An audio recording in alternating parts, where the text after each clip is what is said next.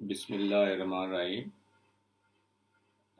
پاکستان کے موجودہ سیاسی، معاشی اور مذہبی یا ثقافتی منتشر حالات کو دیکھتے ہوئے میں نے یہ سوچا ہے کہ ہمیں اس کے مسائل کو، یہ جڑوں کو سمجھنا چاہیے۔ جب تک ہم اس کی جڑوں کو نہیں سمجھتے، ہمارے لیے یہ موجودہ حالات، انتشار، افراتفری اور بے چینی کو سمجھنا مشکل ہے۔ آخر یہ ہمارے سیاسی اشرافیہ کرتی کیا ہے، اور یہ کس طریقے سے حکومتیں کرتی ہیں اور کس طریقے سے لوگوں کو الجھاتی ہیں، یہ اس وقت تک سمجھنا مشکل ہے جب تک ہم اس کو مناسب طریقے سے نہیں سمجھ پاتے۔ اور اس کے لیے دنیا میں بہت سے لوگوں نے کام کیا ہے۔ مثال کے طور پہ لیٹن امریکہ میں، برازیل میں، ارجنٹائن میں بہت سے لوگوں نے اس قسم کی سیاسی حالات کو سمجھنے کے لیے کام کیا، اور نہ صرف سیاسی حالات کو سمجھنے کے لیے کام کیا بلکہ ان حالات سے نکلنے کے لیے بھی بہت سارا کام کیا۔ اس میں سے ہم نے ایک کتاب کا انتخاب کیا ہے، اور اس کا نام ہے پیڈاگوجی آف دی اوپریسڈ۔ یہ مشہور برازیلین تعلیم دان نے لکھی تھی، اور اس کتاب کا یہ والا ٹائٹل ہے، پیڈاگوجی آف دی اوپریسڈ، یعنی محکوم یا عوام یا کچلے ہوئے یا مارجنلائزڈ یا حاشیہ پردار لوگوں کی تعلیمی سائنس کیا ہے، ان کو کس طریقے سے پڑھایا جاتا ہے اور کیسے ان کو محکوم بنایا جاتا ہے۔ ہم اس کو کوشش کریں گے، کیونکہ آج کے دور میں لوگوں کے پاس کتاب پڑھنے کا تو ٹائم نہیں ہے، تو میں نے یہ سوچا کہ بہتر یہ ہے کہ میں اس کتاب کو نہ صرف خود پڑھتا ہوں بلکہ اس پڑھنے کے لیے سمجھانے کی کوشش کرتا ہوں، کیونکہ میں نے اس کتاب کا اردو ترجمہ بھی کیا اور اس کتاب کو اپنی عملی زندگی میں اپلائی بھی کیا۔ اس لیے مجھے اس کو آپ کو سمجھانے میں مجھے لگتا ہے کہ خاصی آسانی ہوگی۔ ہم اس کتاب کے پیش لفظ اور انٹروڈکشن کو سکپ کرتے ہیں اور ڈائریکٹ اس کتاب کے پہلے باب پر چلے جاتے ہیں۔ اس کتاب کے صرف 4 ابواب ہیں اور یہ چھوٹی سی کتاب ہے۔ اس کے ٹوٹل تقریباً 152 یا 151 صفحات ہیں۔ اگر ہم اس کے پہلے باب کو پڑھیں تو یہ کچھ اس طرح سے شروعات کرتا ہے، جو میں آپ کو سمجھنے میں بعد میں مدد کروں۔ مثال کے طور پر، while the problem of humanization always been,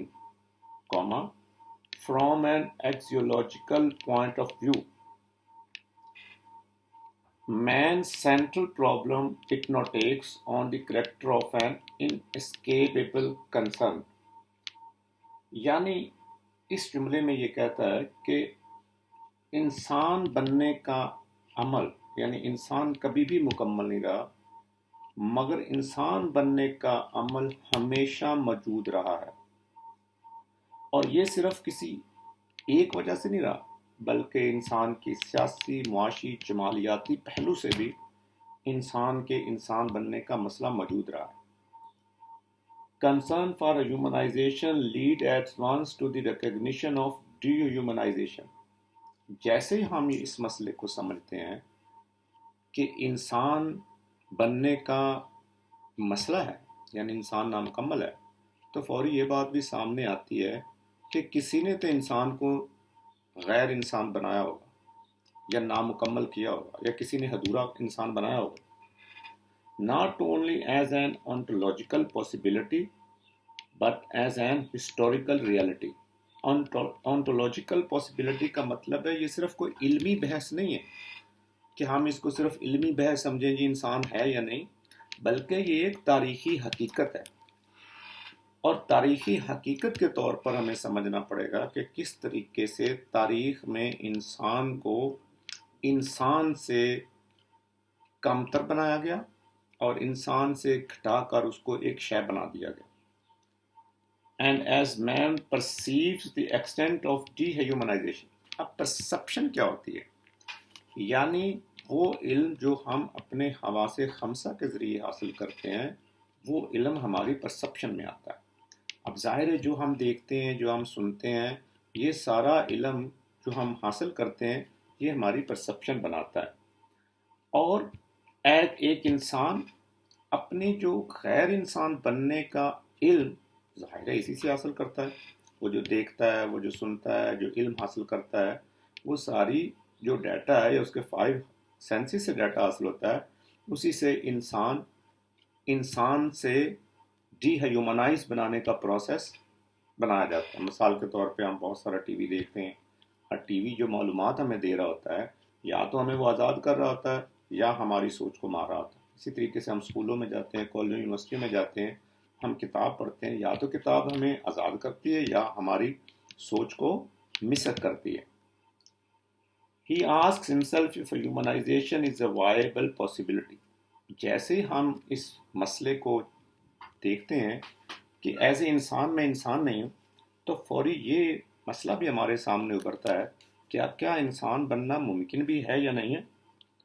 with in history یعنی تاریخ کے اندر، ان کنکریٹ آبجیکٹو کانٹیکسٹ یعنی داخلی طور پہ نہیں، باہر حالات میں، دنیا میں، both humanization and dehumanization are possibility for man as an uncompleted being conscious of his incompleteness. اچھا، اس میں جو مین کا لفظ استعمال کیا گیا بیسیکلی انسان کے لیے، لہٰذا یہ مین صرف مرد نہیں ہے بلکہ انسان ہے. تو جب ہم اس کو سمجھنا چاہتے ہیں کہ یعنی انسان کے انسان بننے کا مسئلہ صرف داخلی نہیں ہے بلکہ خارجی سیاق و اسباق میں بھی ہم اس کے انسان سے گھٹا کر ایک شے بنانے کے پروسیس کو سمجھتے ہیں، اور اس کے امکانات موجود ہوتے ہیں کہ are possibility for man as an uncompleted being conscious of his incompleteness. یعنی ایک انسان کے پاس اگر انسان بننے کا امکان نہیں تو وہ انسان نہیں بن سکتا. تو پہلا مرحلہ تو یہ ہے کہ انسان کو اپنے انسان بننے کا پاسبلٹی ہونا ضروری. تو ایک لحاظ سے اگر ہم اس دنیا کو سمجھتے ہیں اور یہ بھی سمجھتے ہیں کہ اس دنیا میں ایک انسان کو نامکمل انسان بنایا جاتا ہے اور اس سے اس کی آزادی چھین لی جاتی ہے یا اس کی سوچ کو گڈمٹ کر دیا جاتا ہے یا مسک کر دی جاتی ہے، تو پھر ہمیں یہ بھی سمجھنا پڑے گا کہ ایسی پاسبلٹی یا ایسے امکانات بھی موجود ہوتے ہیں جس سے ایک انسان آزاد بھی ہو سکتا ہے. اگر اس کو گمراہ کیا جا سکتا ہے تو اس کو راہ راست پر بھی لایا جا سکتا ہے. تو پہلے پیراگراف میں، اس کتاب کے چیپٹر 1 کے پہلے پیراگراف میں اس بات کو سمجھانے کی کوشش کی گئی ہے کہ انسان کو انسان سے کمتر بنانے کا پروسیس ہمیشہ سے موجود رہا ہے، اور یہی بات اس مسئلے کو بھی سامنے لاتی ہے کہ ظاہر ہمیشہ سے موجود رہی ہے، تو اس کا مطلب ہے کوئی نہ کوئی ڈی ہیومنائزیشن پروسیس بھی ہے، اور ڈی ہیومنائزیشن پروسیس بنانے کے بہت سارے امکانات ہیں، تو پھر انسان کو ہیومنائز کرنے کے بھی، انسان بنانے کے بھی بہت سارے امکانات ہیں. تو ہمیں آگے چل کر یہ دیکھنا ہوگا اگلے پیراگراف میں کہ کس طریقے سے انسان کو انسان سے گھٹا کر شے بنایا جاتا ہے، اور پھر اس شے سے انسان کیسے نکل کے ایک مکمل انسان بن سکتا ہے.